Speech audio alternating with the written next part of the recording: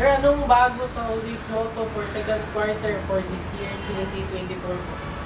Hi Bert, good evening.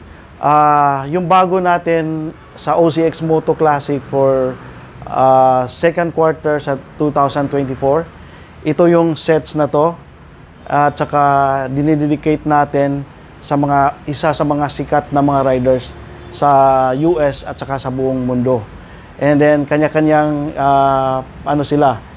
motorcycle brand and iba-ibang riders. Pangalawang tanong po, anong meaning ng Vinduro at BMX? Okay. But yung Vinduro, ang meaning nun, kasi nauso ngayon, lalo na sa mga kabataan ngayon, yung Vinduro, ang tinatawag nun is vintage enduro.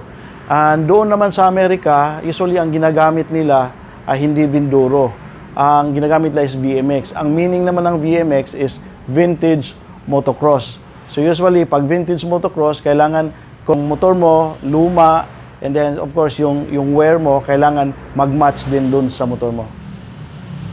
Tatlong tanong po, sino-sino mga rider, inspired rider sa tatlong kulay na to? Okay, so magandang tanong yan, Bert. So, umpisahan natin dito sa tabi ko. Kung napansin nyo, ang color niya combination is red, blue, white, and black. Ang motorcycle na inspired dito is Honda. Ang rider naman na nagsuot nito during that time, that 70s, si Marty Smith. Okay? So, doon naman sa kabila, it's a combination of parang beige yellow, combination of light blue and dark blue. Yan naman ang tinatawag natin na RM125 Decoster. So, inspired yan ng Suzuki RM125, and ang rider naman yan, it's a very popular nung time na yan, during 70s, si Roger Decoster. And lastly, ito yung sa gitna, ito yung very popular during the 70s. Ang inspired na motor nito is YZ na Yamaha, and ang rider naman nito is si Bob Hanna. Si Bob Hanna, isa sa mga sikat na riders sa buong mundo. Marami din siyang mga award na nakukuha during that time. So kaya yung tatlo, yun yung ginawa natin, yun yung inspiration natin for this race kit. Okay, last question po. Saan natin mabibili and how much po isang set? Okay, guys, itong mga sets na to, mabibili natin sa mga tindahan natin at saka mga local outlets natin.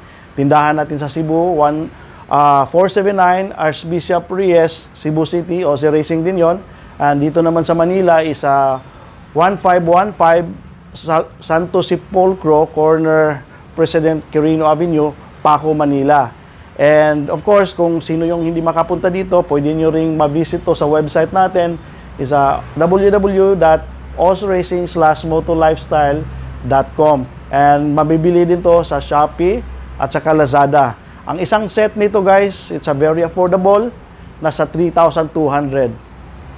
At saka ang ganda nyo natingnan sa karera or any Vinduro activities. Okay po, so maraming salamat. Thank you, Bert.